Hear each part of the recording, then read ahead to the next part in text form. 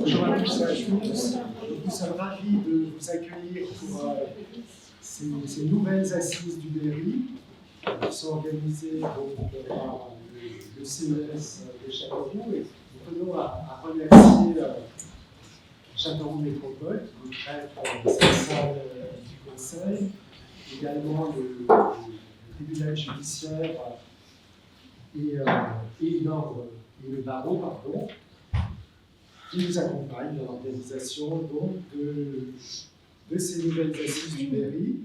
Donc, ce sont des étudiants du CES de la première année et de la deuxième année de droit qui vont reconstituer des procès d'assises qui se déroulent au 19e, au début, dans la première moitié du XXe siècle. Donc, ils vont nous rejouer ces moments, mais évidemment, on leur a demandé d'adapter, si vous voulez, le traitement de ces procès et de les adapter par rapport au droit positif, au droit qui s'applique actuellement. Voilà, donc nous allons avoir 3 procès qui vont succéder. Et je vais donc laisser le premier groupe commencer. Je vous remercie. Bonjour à tous, merci de votre présence et de l'attention que vous allez nous accorder. Nous avons choisi de constituer le procès d'Hélène Gégado. Hélène Gégado était donc la première tueuse en série française. Quand on voyait son nom apparaître dans les titres de presse, elle était nommée comme la tueuse à l'arsenic. Vous en avez déjà peut-être entendu parler. Elle a perpétué une certaine quantité de meurtres et elle avait été donc jugée le 26 février 1852 à l'issue de son procès et elle a été condamnée à mort et guillotinée. Donc elle est née en 1803. Nous avons réactualisé les dates pour ce procès pour que vous puissiez comprendre l'application du droit d'aujourd'hui à une affaire qui a eu lieu il y a bien longtemps. Nous allons donc pour ce procès officier tous et je vais vous présenter l'accusé, l'avocat de la défense, la procureure, l'avocat de la partie civile, et je serai la présidente du tribunal.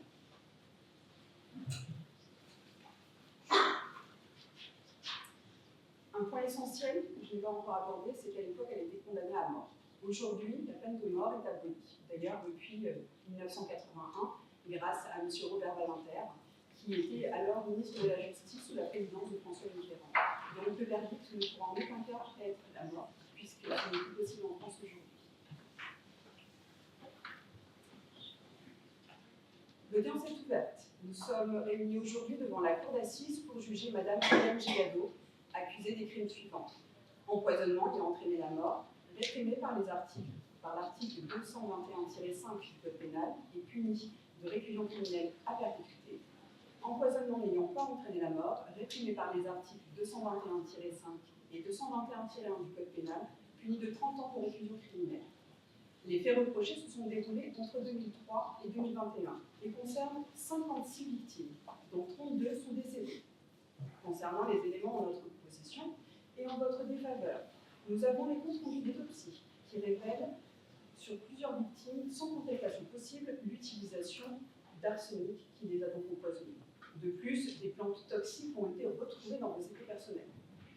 Concernant les éléments en notre possession et en votre faveur, nous avons pu établir aucun lien direct entre l'achat d'arsenic et la possession de ce dernier qui a servi à tuer toutes ces victimes. De plus, le témoignage d'experts en psychologie avère qu'il y a une démence passagère qui vous affecte. À présent, Madame Gégado, levez-vous. Madame Gégado, sachez que vous avez le droit de garder le silence au cours des débats et de bénéficier d'un interprète si nécessaire. Confirmez-nous votre identité, nom, prénom, date de naissance et lieu de naissance. Je m'appelle Hélène Gégado et je suis née le 17 juin 1973 à Pouilnec. Vous êtes assisté par Maître d'Orange, votre avocat. Nous allons maintenant examiner les faits qui vous sont reprochés. Madame Gégado, vous avez travaillé comme cuisinière et lingère dans plusieurs foyers. À chaque fois, des décès et des maladies suspectes ont été constatés. Dans la famille Rabon en particulier, plusieurs membres ont été atteints de symptômes graves peu après votre arrivée. Que répondez-vous à ces accusations? Ces gens, ils étaient déjà fragiles, moi, quand je suis arrivée chez eux. J'ai fait que mon travail. Pourtant, il est établi que votre employeuse, Madame Rabon, ainsi que sa belle-mère, ont présenté des symptômes compatibles avec un empoisonnement. Des migraines, des vomissements, des paralysies des membres, des douleurs aiguës. Mais c'est normal, elle était enceinte. C'est son état qui l'a rendue malade. Et comment expliquez-vous que tous ces symptômes aient disparu immédiatement après votre départ? Ça s'appelle une coïncidence. Enfin, lors des perquisitions menées dans plusieurs maisons où vous avez travaillé, des plantes toxiques ont été retrouvées dissimulées sous votre matelas. Mais je ne sais pas d'où elle venait. Je pense que quelqu'un a voulu me piéger. Maître Ganivet, vous avez la parole. Merci, Madame la Présidente. Madame Gélado, vous avez déclaré ne jamais avoir eu de différend avec vos employeurs. Pourtant, la famille Rabot témoigne du contraire et parle donc d'une relation conflictuelle avec elle et son fils Albert notamment. Vous saviez qu'il comptait vous renvoyer car il vous en avait informé et c'est à partir de ce moment-là que les empoisonnements ont commencé. C'est faux. Moi, j'ai jamais voulu de mal à qui que ce soit. C'est faux. Mais comment voulez-vous que l'on vous croie alors que vous continuez à mentir? Même pendant les diverses auditions auxquelles vous avez participé, vous avez continué à nier des faits avérés, comme par exemple le vol de vin. Je vous l'ai déjà dit, je ne sais pas combien de fois, je ne bois pas de vin. Quelqu'un d'autre a dû entrer dans la cave, mais c'est pas moi. Vous mentez, Madame Gélado. Vous avez empoisonné ceux qui vous gênaient et volé ceux qui vous nourrissaient. Merci, Maître Ganivet. Le témoin est appelé là-bas. Bonjour, Madame. Quels sont vos noms, prénoms, âge, profession et domicile? Bonjour Madame la Présidente, je suis Inès Rabot, j'ai 43 ans, je vis à Rennes et je suis peintre. Bon, Madame Rabot, pouvez-vous raconter à la cour ce que vous avez vécu? Nous avons employé Hélène Gélado pour succéder à notre précédente domestique. Quand Hélène est arrivée, nous étions déjà éprouvés par la maladie. Mon fils était déjà fragile et moi j'allais bien même si la grossesse me fatiguait parfois. Puis après quelques semaines, j'ai commencé à ressentir des douleurs intenses, mes mains décollées puis j'ai des vertiges. Ces symptômes n'intervenaient qu'après qu'Hélène nous ait préparé la suite. Non, c'est faux! Elle Je vous en prie, calmez-vous, Madame. Avez-vous remarqué d'autres... Enfin, quand est-ce qu'exactement elle a commencé à travailler à votre service? Le 6 novembre 2018. Et est-ce que vous avez remarqué d'autres anomalies durant le séjour de Madame Gélado? Oui, lorsque mon mari était présent, elle était très agréable, mais dès qu'il s'absentait, elle devenait incommodante et exécrable. Très bien. Et votre mari a-t-il eu aussi des symptômes? Non, mon mari n'a jamais rien éprouvé, et cela s'explique sûrement par le fait qu'il s'entendait très bien avec Hélène. Quand il était là, nous avions le droit d'ouvrir au bas, mais lorsqu'il s'absentait, Hélène ne peut pas lâcher la chose. Bien, merci Madame Rabot. Madame la procureure a-t-elle des questions? Merci Madame la Présidente. Madame Rabot, avez-vous directement fait lien entre vos symptômes et votre domestique? Non, pas au début, mais quand j'ai découvert qu'elle vous allongeait uniquement lorsque mon mari était présent, j'ai commencé à avoir des soupçons. Et que s'est-il passé après son départ? Tous mes symptômes ont disparu, et ils ne sont jamais revenus. Sacrée coïncidence. Merci Madame Rabot, je n'ai plus de questions. La partie civile a-t-elle des questions? Non, Madame la Présidente, pas de question. Et la défense? Oui, merci Madame la Présidente. Madame Rabot, vous avez précédemment évoqué votre grossesse. Pouvez-vous nous préciser à quel stade de votre grossesse en étiez-vous précisément au moment où ma cliente est arrivée dans votre demeure? J'étais à la fin de mon 5e mois, je l'ai entamé le 6e. Et ne pensez-vous pas que vos symptômes pouvaient être liés à votre état de santé de l'époque? C'est ce que les médecins n'ont cessé de me répéter, mais comme je leur ai indiqué, j'allais entamer mon 6e mois de grossesse et je n'avais jamais ressenti ça avant. De plus, l'absence de douleur des membres n'est pas un symptôme habituel de la grossesse. Merci pour ces précisions. Je n'ai plus de questions, Madame la Présidente. Merci Madame Rabot. Vous pouvez aller vous asseoir. Maître Ganivet, la parole est à vous. Vous pouvez présenter votre plaidoirie.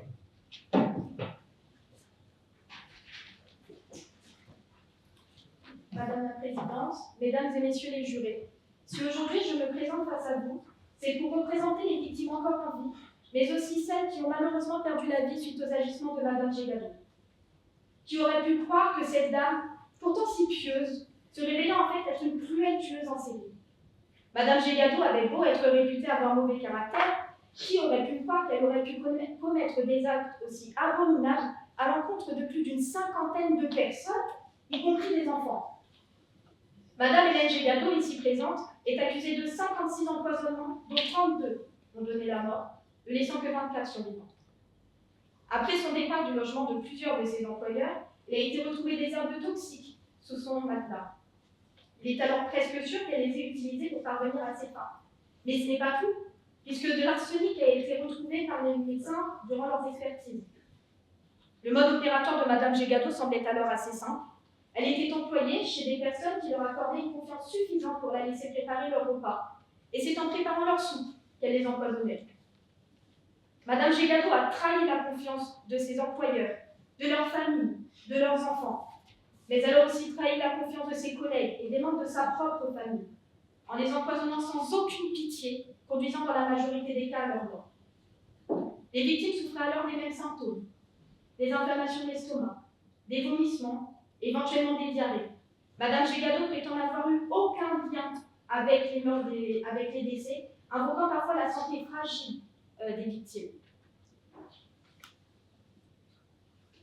Pourtant, tous les symptômes sont apparus après son arrivée et après qu'il consommait sa soupe.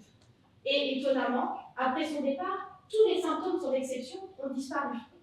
Madame Gégado n'a même pas pu éprouver de pitié en leur accordant une mort rapide. Elle a préféré les observer souffrir pendant parfois plusieurs jours avant qu'ils ne rendent leur dernier souffle. Quand certains mouraient au bout de quelques heures, d'autres, comme Madame Jeanne-Marie Laureau, ont souffert pendant des jours. Madame Jeanne-Marie Laureau a souffert pendant 15 jours. 15 jours de souffrance pendant lesquels elle était forcée à manger la soupe que Madame Gégado lui préparait. Ne voyez-vous donc pas ici toute l'inhumanité des actions de Madame Gégado qui se délectait de la souffrance de ses victimes, cette souffrance qui est alors perpétuelle jusqu'à leur mort? Madame Gégado ne s'en est pas prise à une, à deux, mais bien à plus d'une cinquantaine de personnes, démontrant ainsi sa véritable détermination à donner la mort à son entourage. Mais pourquoi leur donner la mort ou tenter de le faire, me demanderez-vous? Il est vrai qu'elle ne s'entendait pas avec tout le monde et qu'elle pouvait avoir des relations assez conflictuelles avec certaines de ses victimes, comme le fils de ses employeurs. Pourtant, pourquoi aurait-elle tué sa propre famille, son propre sang, sa sœur et sa tante qui lui avaient offert un toit, de la nourriture et un emploi? Madame Gégado les a tués. Elle a tué ses femmes, sa famille, sans une once de remords. Quand bien même elle n'avait pourtant pas de conflit avec ses victimes, elle continue à poursuivre son besoin macabre. Madame Gégado a assassiné une famille entière, ne laissant aucune chance, même aux enfants, de pouvoir continuer à vivre. Madame Gégado a pendant toutes ces années abusé de la confiance de ses employeurs, de sa famille, de ses collègues, qui croyaient simplement à une femme pieuse et qui avait mauvais caractère. Vous rendez-vous compte de la trahison qu'auraient pu ressentir les victimes qui ont succombé à son entreprise, de la trahison que doivent ressentir les victimes encore vivantes à ce jour? Madame Gégado savait très bien ce qu'elle faisait. Elle préparait la soupe tous les jours et les empoisonnait de cette façon. Ses victimes lui faisaient légitimement confiance, alors elle la consommait. Tout ça pourquoi? Mourir? Madame Gégado, vous dites, je cite, que la mort vous suit partout. Pourtant, vous êtes sûrement celle qui la sème. C'est pourquoi, mesdames et messieurs les jurés, je vous demande de rendre la justice au nom de toutes les victimes et de tous les survivants qui continuent à souffrir tous les jours de la perte de leur famille, et ainsi de reconnaître la culpabilité de Madame Gégado. Je vous remercie.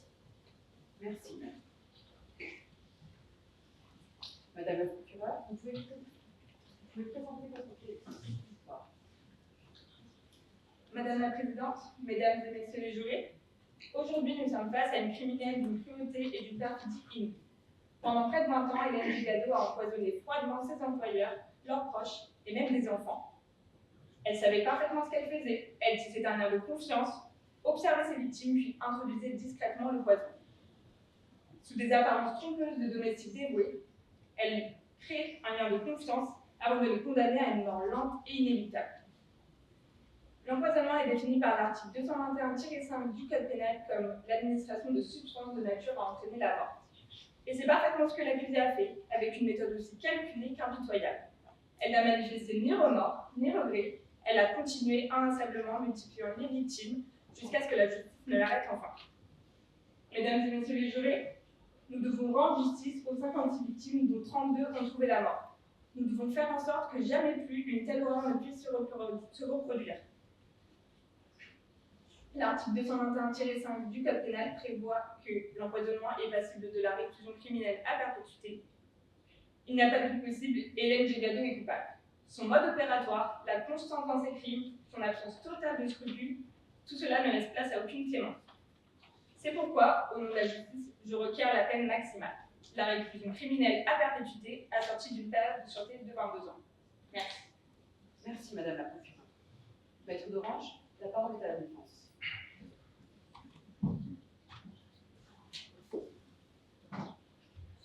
Madame la Présidente, Mesdames et Messieurs les jurés, j'aimerais commencer par évoquer la culpabilité de ma cliente. Je souhaite affirmer qu'en effet, ma cliente, Hélène Jugado, est bien responsable de tous ces crimes dont on l'accuse. Oui, ma cliente est bien la meurtrière qui se cache derrière ces abominables crimes. Hélène Jugado est bien l'empoisonneuse. Hélène Jugado est bien le monstre qui se cache derrière ces crimes. Mais ma cliente, Madame Jugado, est-elle responsable pénalement? La réponse est non. Hélène Jugado ne savait pas réellement ce qu'elle faisait, elle n'avait pas la volonté de commettre le mal. En effet, Hélène Jugado était proche de toutes ses victimes. C'était sa famille, les gens proches d'elle, des personnes qui l'ont hébergée, qui l'ont employée, qui l'ont même aidée dans la vie. Alors pourquoi les aurait-elle tués? Pour les voler par la suite? Elle n'avait pas besoin de les tuer pour ça. Elle aurait pu simplement les voler puis s'enfuir. Alors pourquoi avoir assassiné tous ceux qui l'ont aidée? Il n'y a aucune raison rationnelle qui se cache derrière ces abominables crimes. Mais, mesdames et messieurs les jurés, j'aimerais que vous penchiez un peu plus sur le cas de ma cliente. Pourquoi, d'après vous, Hélène Jugado aurait-elle commis ces crimes aussi dénués de toute raison, aussi illogiques, aussi dépourvus de sens? Eh bien, pour la simple et bonne raison qu'Hélène Jugado, ma cliente, est fondamentalement folle. Oui, des spécialistes ont dressé des rapports qui prouvent la folie de ma cliente. Des psychologues, des médecins se sont penchés sur son cas et ont décelé la démence passagère qui l'affecte par moments. Hélène Jugado ne sait pas toujours ce qu'elle fait, ne sait encore moins ce qu'elle fera et ne sait absolument pas ce qu'elle a fait, aussi ignoble qu'aient été ses actes. Hélène Jugado ne sait pas à quel point ses empoisonnements sont abominables, bien que vous, mesdames et messieurs les jurés, et moi, nous le sachions. Hélène Jugado est une erreur de la nature, elle est totalement écervelée. Mais mérite-t-on d'être condamné pour le simple fait d'être né moins intelligent que les autres? Mérite-t-on d'être condamné parce qu'on ne distingue pas le bien du mal, de notions tout à fait logiques pour vous et moi, mais qui ne sont pas pour ma cliente? Alors, mesdames et messieurs les jurés, je vous repose la question. Hélène Jugado mérite-t-elle d'être condamnée parce qu'elle est plus sotte que vous, mesdames et messieurs les jurés? Vous êtes sur le point, si vous écoutez Madame la procureure, de condamner à perpétuité quelqu'un de son simple manque de discernement. Condamne-t-on un animal parce qu'il en tue un autre? La réponse est non. Pourtant, ces animaux tuent les leurs, mais ils sont moins civilisés que nous, moins intelligents que nous. Alors, si je vous disais qu'Hélène Jugado est un animal, ou du moins qu'elle a l'intelligence, le discernement d'un animal, la condamneriez-vous? Je ne pense pas. Alors, dites-vous simplement qu'Hélène Jugado n'a pas été aidée par la nature. Il est donc inutile d'accentuer cette douleur. Une douleur caractérisée au niveau psychiatrique. Comme je vous l'ai déjà dit, Hélène Jugado est folle. Tenez, elle chante. Oui, elle chante en prison. Elle chante du Joule, du MHD, dans cette cellule, après avoir tué des dizaines d'innocents. Pensez-vous que c'est le comportement de quelqu'un qui sait ce qu'il a fait? Croyez-moi, mesdames et messieurs les jurés, quelqu'un qui a tué en connaissance de cause serait rongé par la culpabilité. Hélène Jugado ne devrait pas chanter, mais pleurer. Elle ne devrait pas rire, mais émettre des remords. Elle ne devrait pas sourire, mais demander pardon. Et pourtant, elle est là, à chanter dans cette cellule. Croyez-moi, mesdames et messieurs les jurés, on ne tue pas pour chanter du Joule en prison. On tue pour tuer, puis on émet des remords bien plus accusateurs que les siens. C'est pourquoi, mesdames et messieurs les jurés, j'aimerais vous poser une question. Ne croyez-vous pas que la place de quelqu'un, d'une personne atteinte de démence, ne serait pas plutôt dans un hôpital psychiatrique? Doit-on punir quelqu'un de malade ou l'aider? Là est la subtilité. Je pense que ma cliente, Hélène Jugado, doit être internée dans un hôpital psychiatrique. C'est le seul et unique moyen de rendre justice à toutes ces victimes. C'est pourquoi, mesdames et messieurs les jurés, je vous demande de retenir l'irresponsabilité pénale de ma cliente due à sa démence passagère. La place d'Hélène Jugado n'est pas dans une prison, mais dans un hôpital psychiatrique. Merci. Madame Jugado, souhaitez-vous ajouter quelque chose avant que la Cour ne se retire?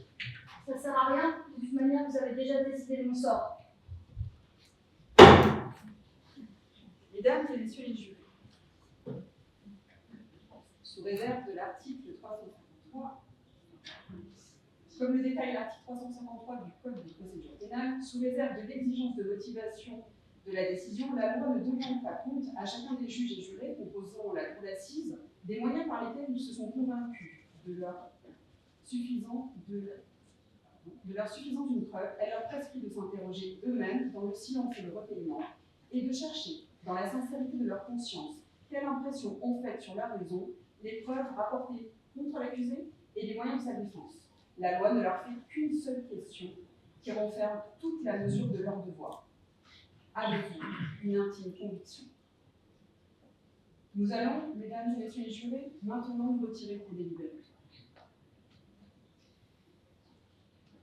Au terme de l'article 349-1 du Code de procédure pénale, et étant donné qu'il a été invoqué comme moyen de défense l'existence d'une des causes d'irresponsabilité pénale prévues par le Code pénal, ce qui veut dire que la personne n'est pas pénalement responsable de ses actes comme une personne qui ne serait pas atteinte de démence. Elle ne peut donc en conséquent ne pas être punie de la même façon.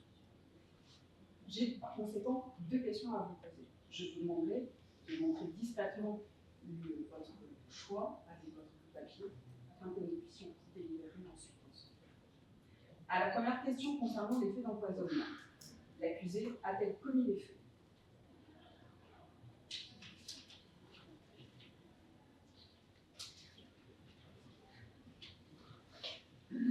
Très bien.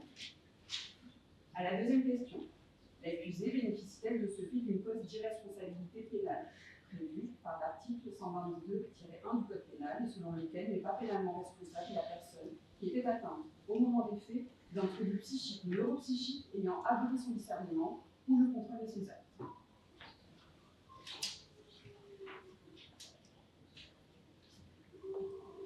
Très bien.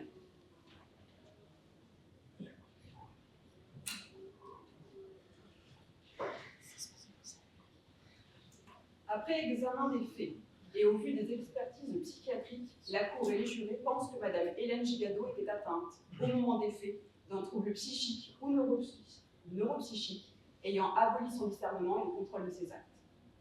Conformément à l'article 122-1 du Code pénal, nul n'est pénalement responsable lorsqu'il était en état de démence au moment des faits. Par conséquent, la Cour vous déclare pénalement irresponsable. En application de l'article 706-135 du Code de procédure pénale, la Cour ordonne votre hospitalisation d'office en établissement psychiatrique spécialisé, où vous serez maintenu jusqu'à ce que votre état soit jugé compatible avec une éventuelle levée de la mesure. L'audience est levée.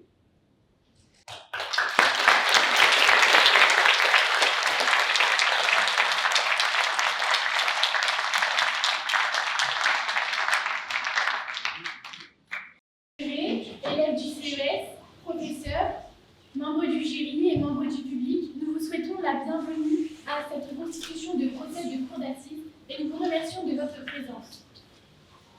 Bonjour à toutes et à tous. Aujourd'hui, devant vous, nous allons donc juger M. Raoul Villain, célèbre pour avoir assassiné le politique notable Jean Jaurès. Mais avant de commencer, nous reconstituons un procès en cour d'assises. Un procès d'assises a pour but de juger un crime, c'est-à-dire une affaire pénale grave. En cour d'assises, on juge par exemple des meurtres, des vols, des actes de torture, des actes de terrorisme. En clair, des actes étant non seulement dangereux pour les victimes, mais aussi et surtout pour la société. Lors d'un procès en cour d'assises, le président n'est pas le seul à décider du sort de l'accusé. Il est ainsi aidé par des jurés composés de citoyens possédant la carte électorale et étant tirés au sort. Ces jurés répondront à l'égard de la société à des questions de droit telles que « a-t-il commis le meurtre de » ou encore « a-t-elle commis cet acte seul ?» Et les jurés, par leur réponse, décideront alors du sort de l'accusé, s'il est coupable ou bien acquitté. Merci. À la petite Tom jouera le rôle de l'expert psychiatrique ainsi que le rôle de témoin. Alma Océane jouera le rôle de l'avocate de la partie civile. Celle-ci défendra les intérêts de la victime. De Saint-Noémie s'imprégnera du rôle de l'avocate de la défense et défendra les intérêts de l'accusé. Albert Julien jouera le rôle de l'accusé. Breton Clémence jouera le rôle de la présidente de la Cour. Quant à moi, Osson Manon, je serai l'avocate générale et je défendrai les intérêts de notre société. Nous voici aujourd'hui proches des 106 ans du procès Villain, et en cet honneur, nous allons alors rejuger cette affaire qui a marqué autant qu'ému la France dans une période de guerre et de terreur. En effet, le 24 mars 1919 a été jugé Raoul Villain pour le meurtre de Jean Jaurès. Afin de mieux comprendre les enjeux de ce procès, je vais tenter de le remettre brièvement dans son contexte. Le 31 juillet 1914, Raoul Villain, un étudiant ultranationaliste d'extrême droite, a tué Jean Jaurès, un député fervent défenseur de la paix. Mais alors que tout semblait l'incriminer et mener à une condamnation pour meurtre, celui-ci a été acquitté le 29 mars 1919. Et cela à cause d'un contexte de guerre qui a fait naître une volonté de passer à autre chose. En outre, il n'était pas rare qu'au sortir de la Première Guerre mondiale, les crimes restent impunis. Et c'est dans une volonté de parvenir à une meilleure décision, plus juste et plus appropriée, que nous avons choisi ce procès pour participer à ce projet.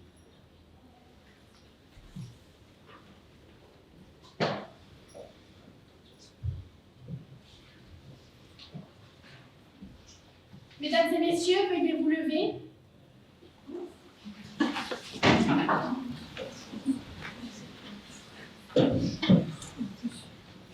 La Cour. Merci à vous, l'audience est ouverte. Vous pouvez vous asseoir.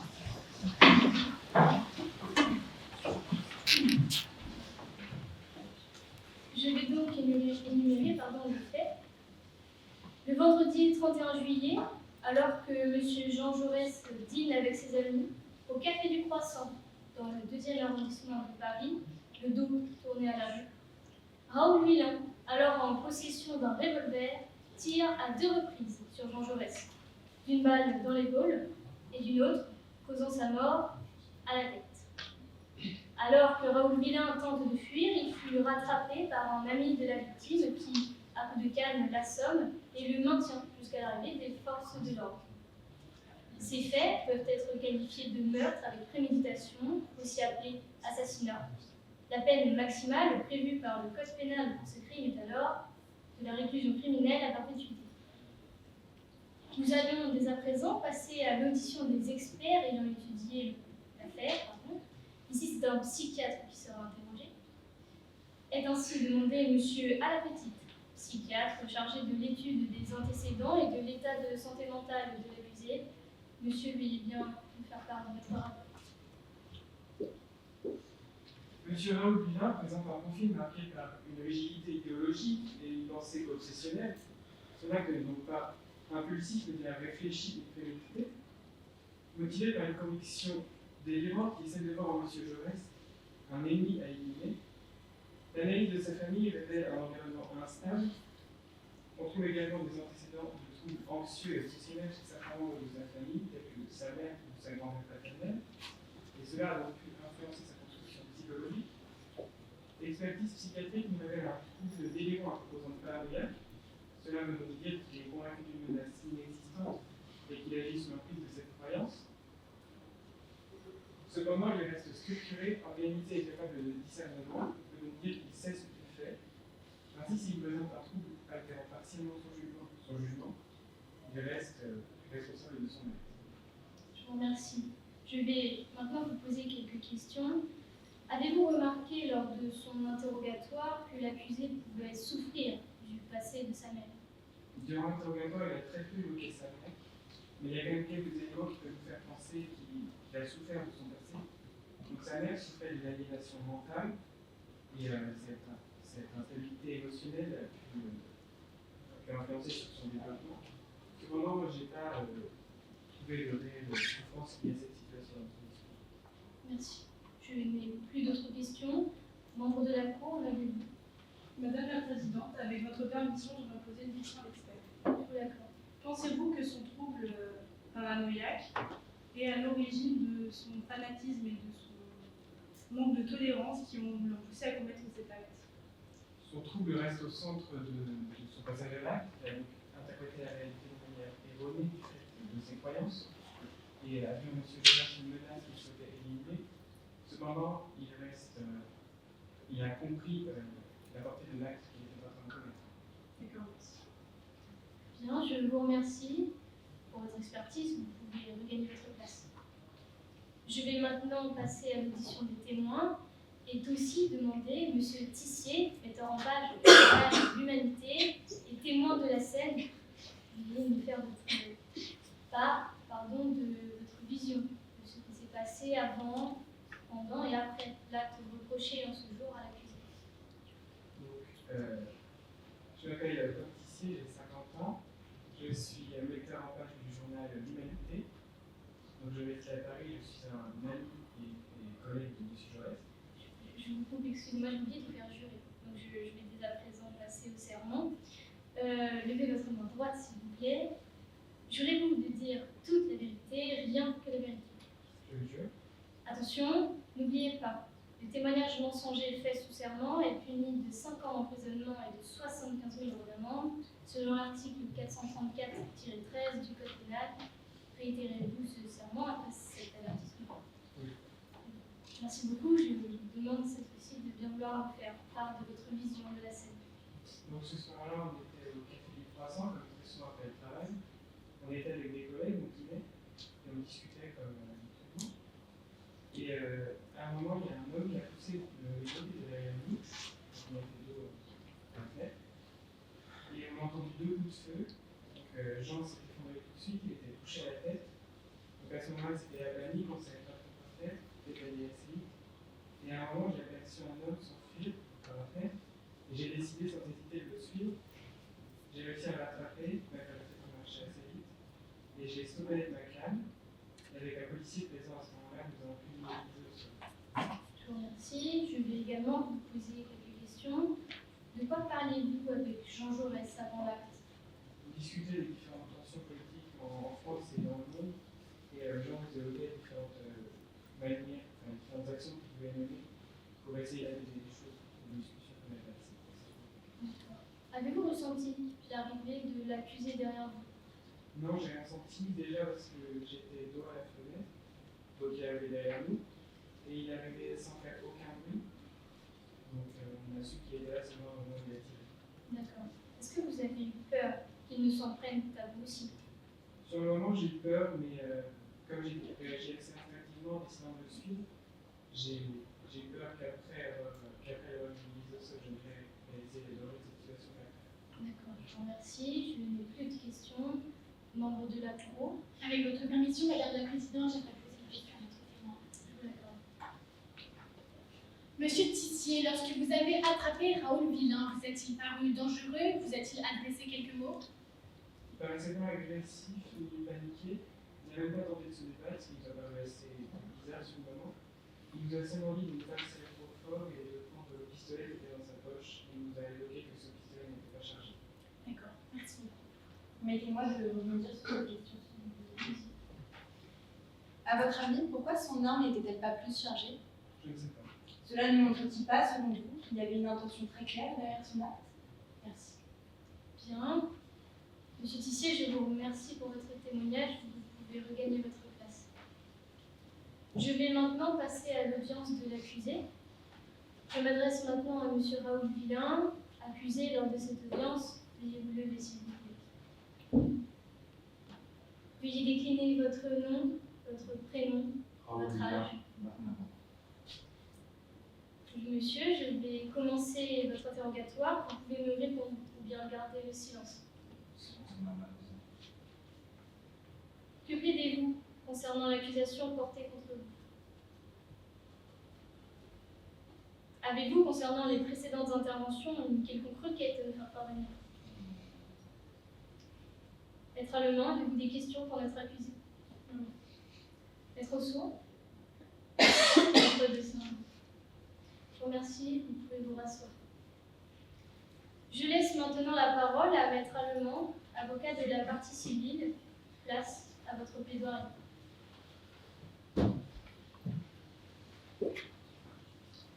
Madame la Présidente, Mesdames et Messieurs les jurés, il faisait chaud ce soir-là à Paris, dans un petit café du Palais Royal. Un homme était assis, en train de discuter avec ses compagnons. Jean Jaurès. Jean Jaurès, ce grand homme, défenseur de la paix, un homme qui, à cet instant précis, ne se doutait pas qu'un autre, tapis dans l'ombre, le regardait avec haine. Un homme qui, quelques secondes plus tard, allait lui ôter la vie. Raoul Villain. À 21h40, il a levé son revolver, pointé son arme en direction de Jean Jaurès. Une balle, puis une deuxième, en pleine tête. Un silence, puis des cris, de l'effroi, de l'incompréhension. Et pourtant, mesdames et messieurs les jurés, aujourd'hui, nous savons que ce crime n'était ni un acte accidentel, ni un geste impulsif. C'était un assassinat, un acte prémédité, froid, méthodique. Il n'en a pas tué un simple homme, il a tué une idée, un espoir, une voix qui portait la paix. Mesdames et messieurs les jurés, il ne faut pas se méprendre. Ce n'est pas un crime de la passion, ce n'était pas un geste accidentel, c'était un meurtre avec préméditation. Raoul Villain avait suivi Jaurès pendant plusieurs jours. Il avait acheté son arme à l'avance, prévu son coup, a attendu le moment opportun pour pouvoir agir sans se faire interrompre. L'article 132-72 du Code pénal définit la préméditation comme le dessein formé avant l'action de commettre un crime ou un délit. Raoul Villain avait un objectif. Il voulait voir Jean Jaurès mort. Et pourquoi? Parce que Jaurès s'opposait à la guerre, parce qu'il plaidait pour la raison plutôt que pour la violence. Pourquoi? À lui de nous dire. Comment est-il possible de tuer un homme de sang-froid simplement parce que ses idées ne nous correspondent pas? Comment pouvons-nous, en notre qualité humaine, se juger légitime d'ôter la vie d'un autre? Est-ce cela, messieurs et mesdames les jurés, la France que nous voulons défendre? Une France où l'on peut tuer un homme simplement parce que ses idées ne nous correspondent pas. Jean Jaurès croyait à la démocratie, croyait en la liberté d'expression. Villain, lui, y a répondu, par une balle en pleine tête. Ce crime mérite, selon moi, la sanction la plus ferme. Mais mesdames et messieurs les jurés, avez-vous pensé à Louise Jaurès, cette femme qui, ce jour-là, a vu son mari partir travailler comme tous les jours? Elle ne savait pas que ce serait la dernière fois qu'elle entendrait sa voix. Elle ne savait pas que quelques heures plus tard, elle serait veuve. Imaginez alors quelle serait la situation si jamais M. Villain était acquitté. Un homme décide d'ôter la vie de son mari. Reste impuni. Pire encore, on lui demande à elle, victime, de payer les frais de justice. Est-ce là la justice? Est-ce ça? Faire pleurer une veuve, briser une famille? Et pire encore, lui demander à elle, victime, de payer pour l'acquittement de son bourreau. Mesdames et messieurs les jurés, nous avons aujourd'hui un devoir moral et juridique, de condamner fermement Raoul Villain et de réaffirmer que la famille d'une victime ne doit jamais être accablée de frais de justice. Condamner Raoul Villain aujourd'hui, c'est envoyer un message fort. On ne tue pas impunément un défenseur de la paix. On ne détruit pas la démocratie à coups de revolver. Et on ne peut pas assassiner la liberté et s'en tirer librement. Alors non, je ne continuerai pas de vous faire les éloges de M. Jaurès. Non, je ne vous ferai pas le récit de sa vie et de combien il était un homme bon. Parce que simplement, M. Villain ne doit pas être seulement jugé pour avoir tué Jean Jaurès, mais avant tout parce qu'il a décidé d'ôter la vie d'un homme. L'article 221-3 du Code pénal est clair. L'assassinat est puni de la réclusion criminelle à perpétuité. C'est la seule peine qui soit à la hauteur de ce crime pour Jaurès, pour sa famille, pour la mémoire et la justice. Je vous remercie. Je vous remercie, Maître Allemand. Monsieur Villain, avez-vous une quelconque réponse à donner à cette intervention? Je vous propose maintenant d'écouter les réquisitions de Maître Sourd, avocat général, en ce qui concerne les faits et surtout la sanction qui va nous être proposée. Merci beaucoup, Madame la Présidente, Mesdames et Messieurs les jurés. Si nous sommes réunis aujourd'hui dans ce tribunal, c'est parce qu'un acte d'une communauté extrême a été commis. Un acte qui, par sa nature, par sa violence, par son mépris absolu des lois et des valeurs de notre société, exige une réponse ferme et sans équivoque. L'accusé, que vous voyez ici, a assassiné M. Jean Jaurès le 31 juillet et ne laisse aucun doute quant à sa culpabilité. Par conséquent, nous allons examiner les faits avec la plus grande attention afin de requérir une peine à la mesure de la gravité du crime commis et de garantir la défense des intérêts de notre société. Rappelons-nous le contexte. Nous sommes actuellement en période de conflit et dans ce climat patriotique et nationaliste, Jean Jaurès, député socialiste et fondateur du journal L'Humanité, s'oppose clairement à la guerre. Jaurès milite pour une solution diplomatique et défend l'idée de coopération, appelant les différentes parties en conflit à s'orienter vers la paix. Mais cette position lui vaut de nombreuses critiques, notamment de la droite, lui faisant ainsi plusieurs ennemis accusés ici présents. En effet, nous pouvons constater que M. Villain est un étudiant nationaliste âgé de 29 ans et voit ainsi Jaurès comme un adversaire. Originaire de Reims, il fait partie de la Ligue des jeunes amis d'Alsace-Lorraine, un groupe ultra-nationaliste. Et ainsi convaincu que Jaurès met en péril les conflits en prônant la réconciliation, il décide alors de le supprimer, sans aucun remords. Avec l'aide de témoignages, nous avons pu obtenir un détail de toutes les actions avant le meurtre. En effet, M. Villain surveillait les déplacements de Jaurès à Paris, notamment aux abords du siège de son journal et au Café du Croissant, situé 143 rue Montmartre, là où le député avait l'habitude de dîner. Arrive le soir de l'assassinat, notre victime dîne comme à son habitude vers 21h, dans l'arrière-salle du Café du Croissant, avec plusieurs de ses collègues, notre témoin. Pendant ce temps, Raoul Villain, vers 21h40, décide de se glisser dans une fenêtre ouverte donnant sur la table de Jaurès. Sans hésitation et sans aucun remords, il tire 2 balles à travers la vitre. L'une d'elles touchant Jaurès à la tête, juste derrière l'oreille droite. Il meurt presque instantanément. Monsieur Villain tente de fuir, mais il est rapidement arrêté par notre témoin et par un policier. Et c'est par ce biais que nous sommes aujourd'hui tous présents pour juger les crimes prémédités et abominables qu'a commis Raoul Villain. Au regard des faits et des témoignages reçus, M. Villain a prémédité son acte. Tout était calculé. Mais la vie est un jeu de dés. Et cet acte commis ce soir-là aurait très bien pu toucher un autre civil. Qu'est-ce qu'aurait fait M. Jaurès? Il aurait tiré une nouvelle fois, au risque de tuer une autre personne innocente? Eh bien, la réponse est oui. Oui, je pense que M. Villain n'aurait eu aucun remords à tuer des personnes innocentes jusqu'à atteindre son objectif, abattre Jean Jaurès.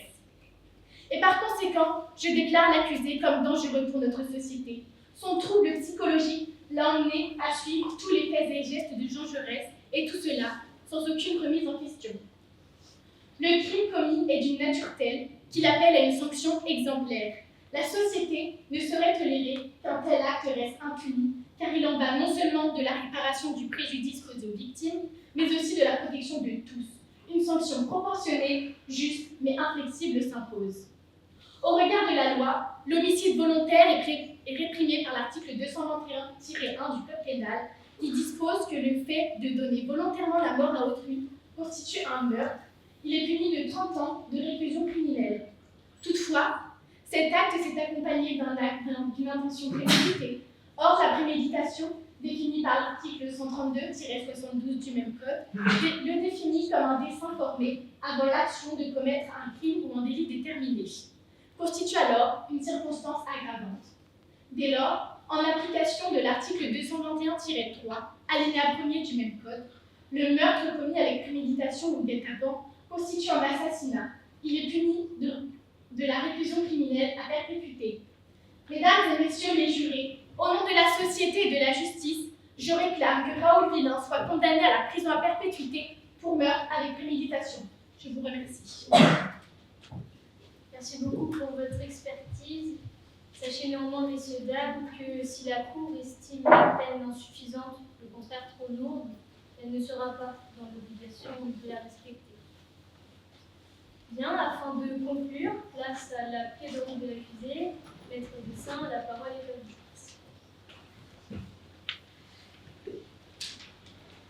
Madame la Présidente, Mesdames et Messieurs les jurés, je me tiens ici devant vous afin de défendre l'intérêt de mon client, Raoul Villain, un homme isolé, un homme atteint par de sérieux troubles mentaux. Fils de Louis-Marie Gustave Villain et de Marie-Adèle Colléry, qui, tout comme sa mère avant elle, était atteinte par une sévère maladie mentale qui touche sa perception.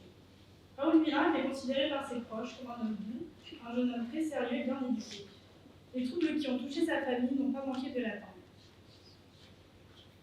On dit de lui qu'il était malheureux de vivre, et son père notamment ne parle de lui qu'avec tristesse. Le jour de la mort de sa grand-mère, M. Villain déclare qu'il y a des gens qui méritent la mort.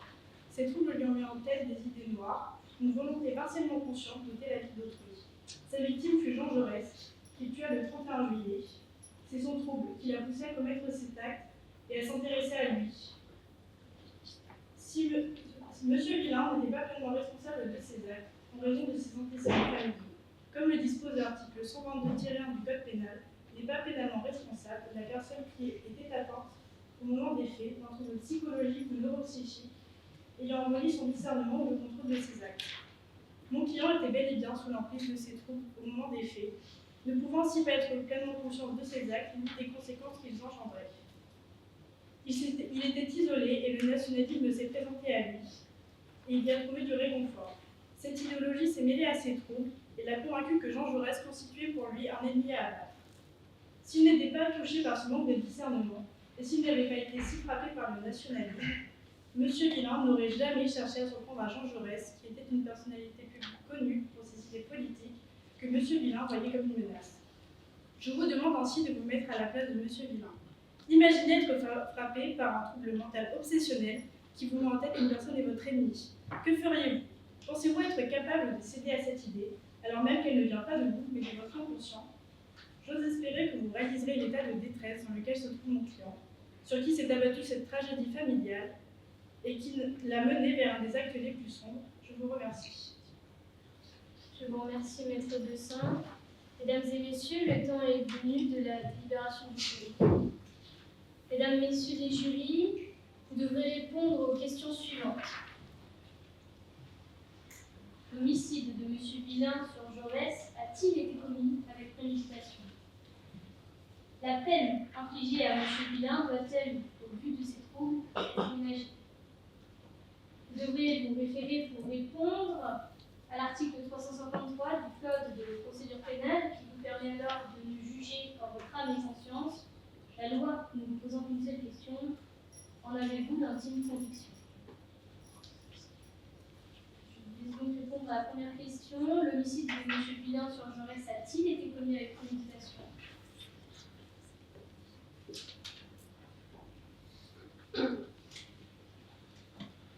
La peine infligée à M. Villain doit-elle, au vu de ses troubles, être aménagée?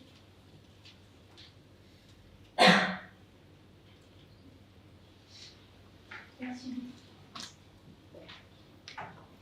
L'audience reprend.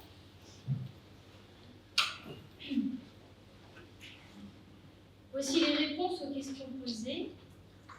Cet homicide a-t-il été commis avec préméditation? La réponse des jurés et de la Cour est oui. À la question, la peine de M. Villain doit-elle, au vu de ses troubles, être aménagée? La réponse des jurés et de la Cour est non. En conséquence, la Cour d'assises condamne l'accusé à la réclusion criminelle pour une durée de 20 ans. Monsieur, cet arrêt de condamnation est susceptible de recours d'un appel dans les 10 jours suivant cette audience. Mesdames et messieurs, ici s'achève la reconstitution du procès de M. Raoul Villain, célèbre pour l'assassinat du politique notable Jean Jaurès. Nous vous remercions de votre écoute et espérons que vous avez passé un bon moment. Nous espérons aussi qu'au travers de ce procès, nous avons pu, à notre manière, rendre hommage à la famille Jaurès. L'audience est finie, je vous remercie.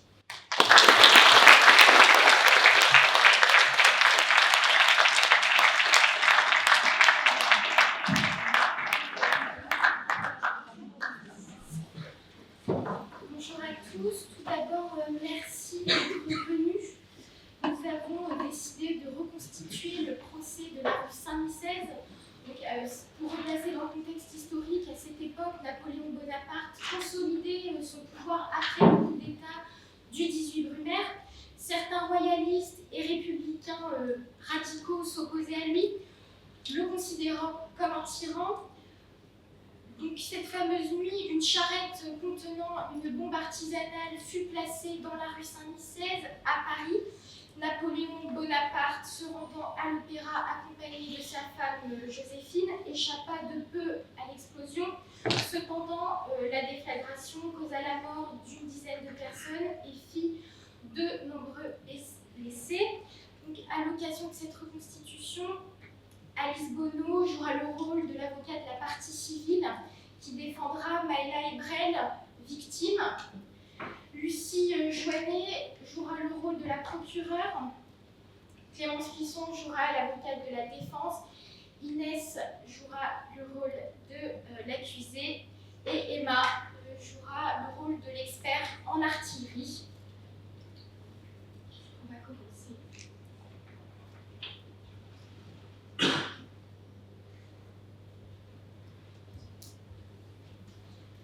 L'audience est ouverte, veuillez vous asseoir.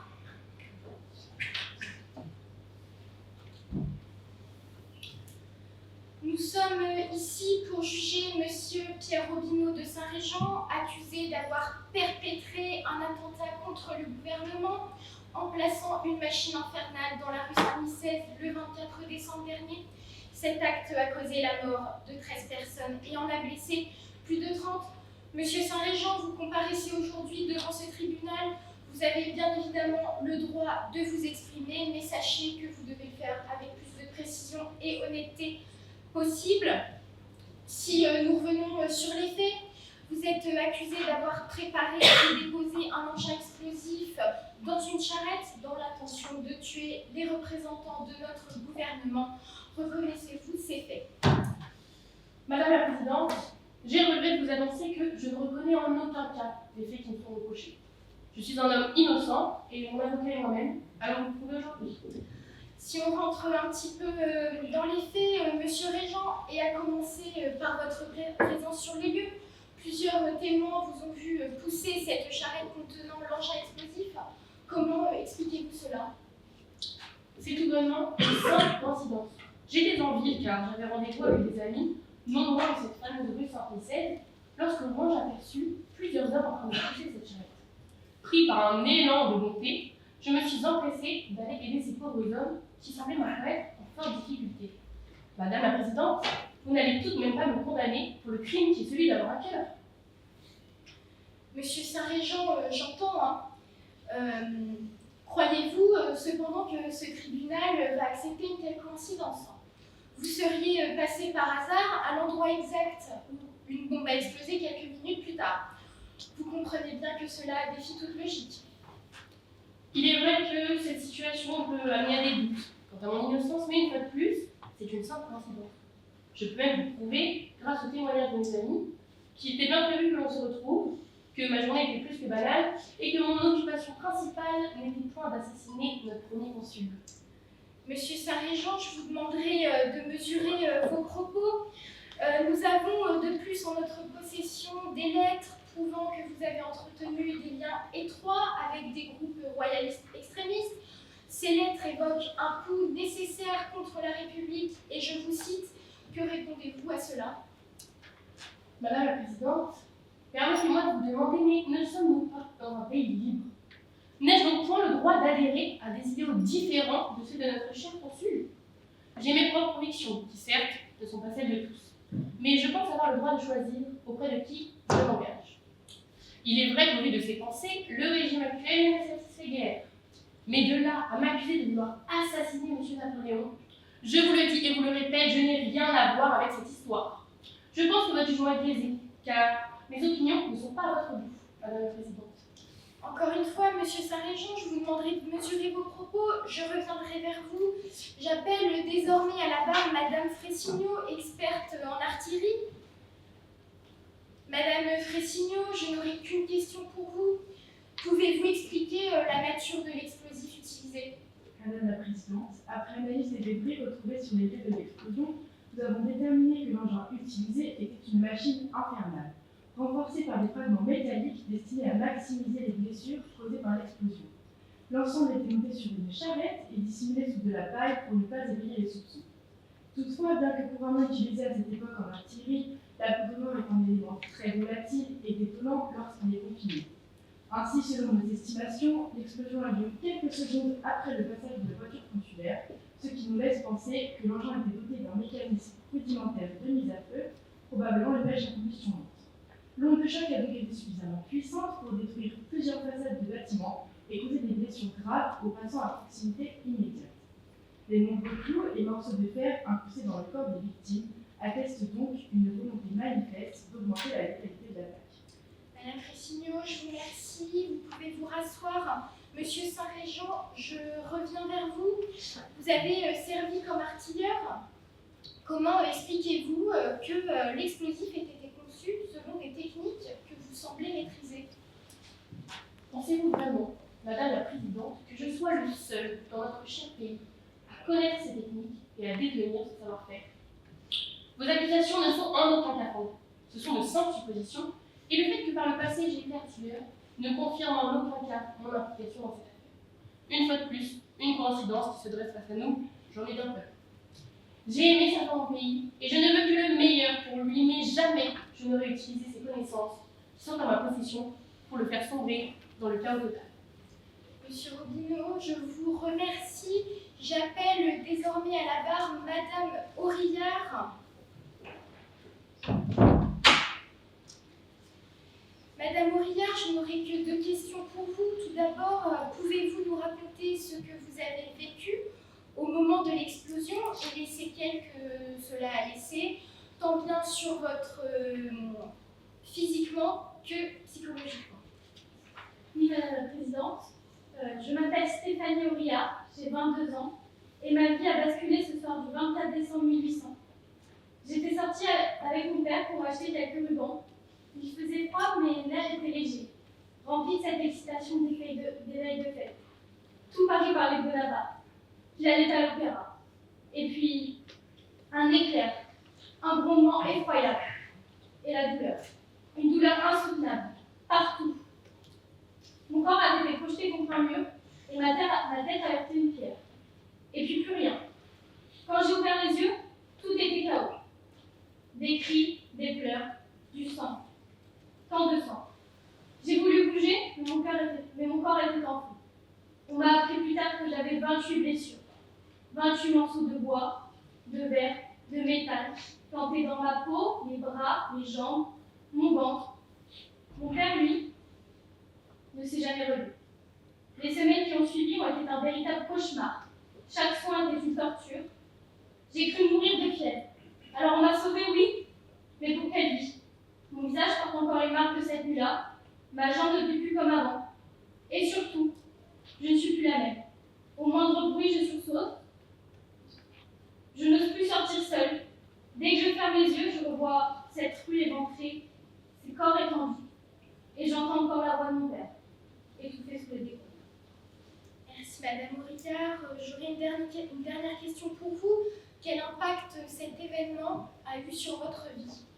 Un impact? Mais madame, cet événement a tout détruit. Avant, j'étais une jeune femme insouciante. J'aimais sortir, flâner dans les rues de Paris, rire avec mon père.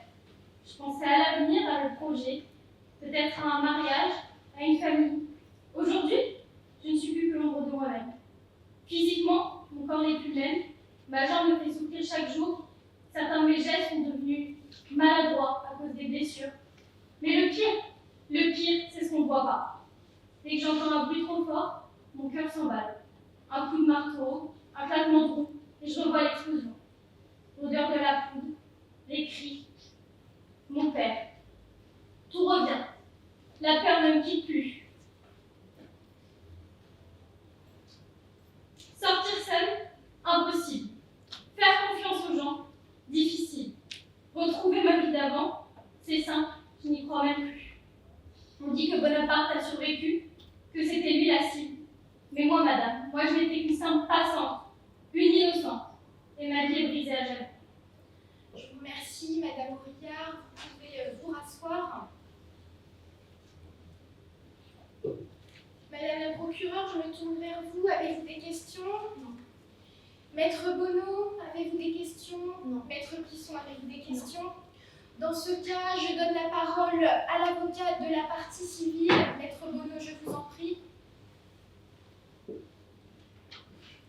Madame la Présidente, Mesdames, Messieurs les jurés, aujourd'hui, je ne vous l'apprends pas, nous ne parlons pas simplement d'un attentat, mais bien d'une tragédie humaine.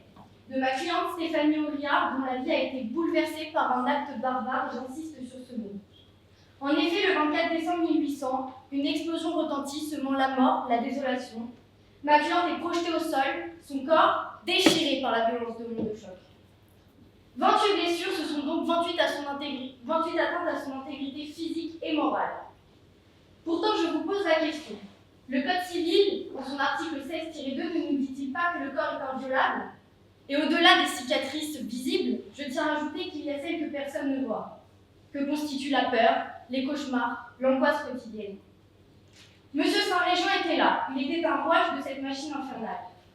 Que savait-il exactement et jusqu'où son implication va-t-elle dans la concrétisation de cet odieux crime? Cela, Madame la juge, Mesdames, Messieurs les jurés, je vous laisserai le juger. Cependant, une chose est certaine, sans lui, cette charrette n'aurait jamais été là, une jument n'aurait jamais été attelée, et ma cliente, ici présente, ne se tiendrait pas devant vous, son corps et son esprit mutilés. Madame la Présidente, aujourd'hui, moi et ma cliente, nous ne sommes pas dans ce tribunal pour demander vengeance. Nous demandons simplement justice, car la justice, pour rappel, ce n'est pas simplement punir, mais c'est également reconnaître la souffrance de nos victimes. Ma cliente a perdu bien plus que son intégrité corporelle ce soir-là. Elle a perdu la quiétude de sa vie, son insouciance, la confiance dans notre monde.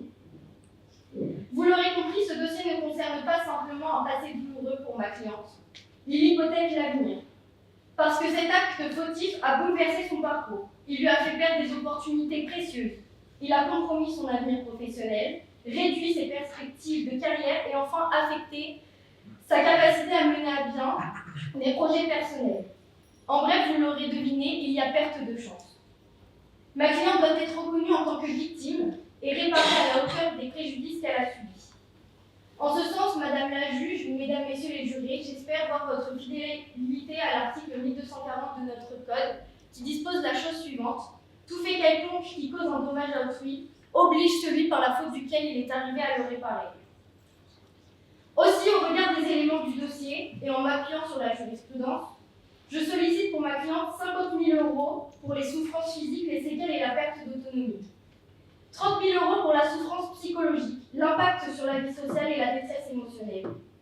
Pour terminer, 40 000 € en réparation de la baisse d'employabilité et des opportunités de carrière perdues. Pour terminer, en dernier lieu, je souhaiterais ajouter qu'en punissant sévèrement ce crime, la Cour enverra un message clair. La terreur ne triomphera pas dans notre pays et chaque victime. Je vous remercie. Maître Bonneau, je vous remercie. Vous pouvez vous asseoir. Madame la procureure, je vous laisse la parole pour votre réquisitoire. Merci beaucoup, Madame la Présidente, de me donner la parole. Je me tourne donc directement sur le cas de M. Saint-Régent, qui, je le rappelle ici, est le principal suspect d'avoir été chargé de la mise en place et du déclenchement de cette machine infernale, de cet engin explosif qui, je le rappelle, était placé sur le passage exact de la voiture du premier consul.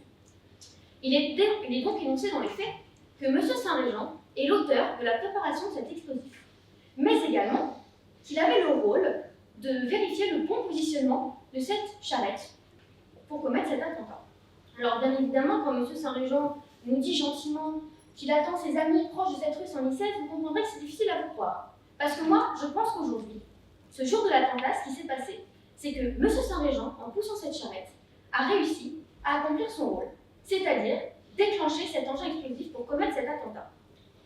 Alors, bien évidemment, l'explosion intervient un instant plus tard, ce qui vient encore une fois déresponsabiliser M. Saint-Régent, qui vient donc nous dire qu'il était déjà en présence de ses amis lorsque l'explosion est apparue. Mais c'est quand même difficile, M. Saint-Régent, parce que Madame l'experte nous l'a encore une fois rappelé, il y a un temps entre l'activation de l'engin et l'explosion. Votre argument, vous rendez bien compte qu'il est un peu douteux. À la place, comme nous le savons tous, plusieurs bâtiments finissent détruits et de nombreuses victimes y perdent la vie, dont une des témoins aujourd'hui, témoin victime, qui a su répondre présente afin de témoigner de l'horreur qu'elle a vécue en ce 24 décembre 1800. Bien évidemment, encore une fois, comme nous le savons tous, cet attentat a échoué car il n'a pas réussi à atteindre son but premier, c'est-à-dire il n'a pas réussi à tuer notre premier consul. Mais moi ici, je vais vous dire ce qui s'est passé, c'est que cet attentat a été monté et commis de toutes pièces sur la base d'un complot visant à renverser le gouvernement du consulat. Car nous avons retrouvé des lettres échangées entre M. Saint-Régent et des partis royalistes. Comme de par hasard. Ensuite, M. Saint-Régent, comme je vous l'ai dit, a pu jouer donc un rôle direct dans la survenance de cette attaque qui a mené, un point essentiel à ne pas omettre, à la mort de plusieurs de nos concitoyens. Et puis, encore une fois, M. Saint-Régent, quand vous nous demandez de vous croire sur parole, c'est un peu compliqué quand une montagne de preuves se dresse face à vous. Je terminerai mon réquisitoire en vous rappelant encore une fois l'impact colossal qu'a joué l'impact colossal qu'a eu cet attentat sur la vie de tout le monde ici aujourd'hui, sur la vie de cette société, mais également le rôle que M. Saint-Régent y a joué. C'est donc en ce sens que je requiers au nom de l'intérêt général la réclusion criminelle à perpétuité sur les motifs de tentative ou commission d'un assassinat sur une personne dépositaire de l'autorité publique, sur acte de terrorisme et sur mise en danger d'autrui et multiples homicides. Je m'adresse maintenant à vous, Madame la Présidente, afin de solliciter aujourd'hui votre compassion, votre sens de la justice, afin de permettre à cette société meurtrie, je le pense aujourd'hui, de pouvoir enfin refermer cette plaie qui reste vive dans les esprits de tous aujourd'hui. Je vous remercie, Madame la Présidente. Merci à vous, Madame la procureure. Je laisse désormais la parole à l'avocate de la défense, Maître Plisson. La parole est à vous. Merci, Madame la juge.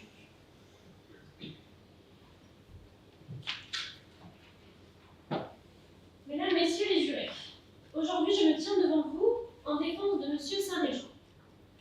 M. Saint-Régent est en effet accusé d'avoir participé, commandité, réalisé le coup d'État manqué de la rue Saint-Nicèse contre notre cher consul Napoléon Bonaparte, pour la seule raison qu'il serait royaliste. Je ne sais pas vous, mais en ce qui me concerne, je pensais que notre cher consul n'avait d'ennemis que ces messieurs les Jacobins, et voici, sans aucune raison recevable, qu'un royaliste serait accusé de la pire infamie qu'il soit. Madame la juge, quelle est cette justice où on accuse des royalistes quand des Jacobins existent? On me dit que cette tuerie est le résultat d'une explosion, d'une machine infernale, et l'on accuse malgré tout des royalistes, alors qu'il est connu de chacun qu'un certain Jacobin, Monsieur Chevalier, est maître en la matière, un artificier de renom dont l'objectif principal est la mort de notre consul. Alors, je vous remercie mes consoeurs pour leur plaidoirie enflammée et majestueuse, mais pourtant d'aine, je le crains. Oui, mon client était sur les lieux, oui, il a acheté une charrette, mais en aucun cas, il n'est l'auteur de cette infamie, de cette horreur jamais vue auparavant. Alors, à cela, l'accusation nous donne des preuves soi-disant irréfutables. Un témoignage, des lettres, mieux encore, un enregistrement de caméra de surveillance. Il est vrai, cet enregistrement montre mon client proche de cet affreux tonneau, de cette jument sacrifiée, de cette jeune femme qui avait la vie devant elle. Mais elle n'est pas seule. Oui, nous y voyons Monsieur Saint-Régent. Mais il est en compagnie d'un autre homme, en compagnie de Monsieur Limoëlan. Monsieur Limoëlan est l'auteur formel de cette tuerie. Oui, je l'avance, il est l'instigateur de l'ensemble de ces événements tragiques. Monsieur Limoëlan est connu de tous pour être un manipulateur, et c'est ainsi qu'il aura voulu faire porter le chapeau à mon client. Monsieur Limoëlan, se prétendant être l'ami de mon client, lui aura demandé d'acheter simplement une jument et de l'atteler à cette calèche. Alors vous m'opposerez, Madame la juge, le crime de complicité de client. Mais je peux vous assurer qu'en aucun cas, il n'est l'auteur de tout cela. Ces actes ne représentent pas ses intentions, mais bien les intentions malveillantes de son ami. Mais voilà, M. Limoëlan a choisi la fuite. Entre le courage et la facilité et la lâcheté, il a choisi, vous le devinerez, la lâcheté. M. Limoëlan a choisi la lâcheté, la facilité, la méprise de tous et particulièrement des victimes. Lâcheté de fuir, lâcheté d'acte, lâcheté d'avoir sacrifié des âmes innocentes, lâcheté d'avoir impliqué son ami, mon client, et de l'avoir impliqué dans ces eaux troubles en le laissant seul. Ainsi, mon client reste le seul lien existant, le seul lien rattachant cette immondice aux troupes royalistes. Mon client n'est, in fine, qu'une piètre marionnette dont M. Limoëlan tenait les fils à son bon vouloir. Alors, Madame la juge, vous pouvez condamner mon client pour attentat terroriste, ou bien pour association de malfaiteurs terroristes, bien encore complicité de terrorisme. Mais Madame la juge, Mesdames, Messieurs les jurés, s'il vous plaît, gardez cela à l'esprit. Mon client n'était qu'un pantin dans les mains de son maître, dans les mains de son créateur, dans les mains de M. Limoëlan. C'est pour cela que je demande une peine de 15 ans de réclusion criminelle, 15 ans, me direz-vous d'un air surpris, n'est-ce pas beaucoup? Pour un innocent, quel genre d'avocat demande 15 ans de prison criminelle pour son client? Oui, 15 ans me semble trop, me semble disproportionné au vu de l'implication de mon client dans ce crime. Mais les faits sont là, ni moi ni mon client ne pouvons les nier. Monsieur Saint-Régent était bien présent sur les lieux du crime. Il a effectivement conduit cette jument, cette jeune femme, à une désolation certaine, mais pas de sa propre volonté. Oh que non! Chaque jour, Monsieur Saint-Régent se réveille et revoit le visage de cette jeune femme. Monsieur Saint-Régent est condamné à perpétuité, à vivre avec cette image, à supporter ses actes qui ne sont pas les siens, qui ne représentent pas sa volonté, ses mœurs, son éducation ou encore ses valeurs. Et ce sont justement ces valeurs qui le reconduisent à faire confiance à la mauvaise personne, à un ami qui n'en était pas vraiment un. Alors, Madame la juge, Mesdames, Messieurs les jurés, s'il vous plaît, gardez cela à l'esprit, soyez indulgents dans votre jugement, car mon client n'est qu'une victime de M. Nouélan. Ce n'est pas un terroriste, ce n'est pas un homme sans cœur, mais un homme meurtri, incapable de se remettre de sa douleur. Un homme dont la gentillesse, la confiance, la naïveté sont les seuls mots que l'on peut lui attribuer. Merci Madame la juge. Merci à vous, Maître Plisson. Je me tourne vers vous, Monsieur Saint-Régent. Après tout ce que vous avez déclaré, avez-vous quelque chose à rajouter? Oui, Madame la Présidente, j'aimerais rajouter que vous devez tous, ici, me croire. Je ne suis qu'un pauvre homme qui s'est lâchement fait piéger par la personne qui pensait être son ami. J'ai donc en effet participé sans le savoir à cet affreux événement, mais je vous prie, Madame la Présidente, Mesdames et Messieurs les jurés, de bien vouloir m'accorder votre pardon. Merci, Monsieur Saint-Régent. Dans ce cas, l'audience est suspendue.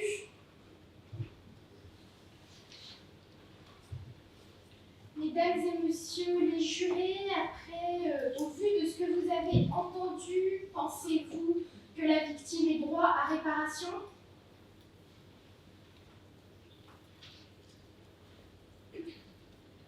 Et pensez-vous que M. Saint-Régent est coupable des faits qui lui sont reprochés?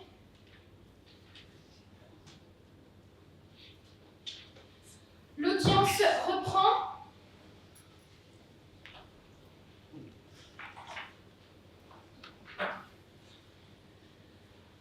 Monsieur Pierre Robineau de Saint-Régent, après délibération, la Cour vous reconnaît coupable des faits qui vous sont reprochés.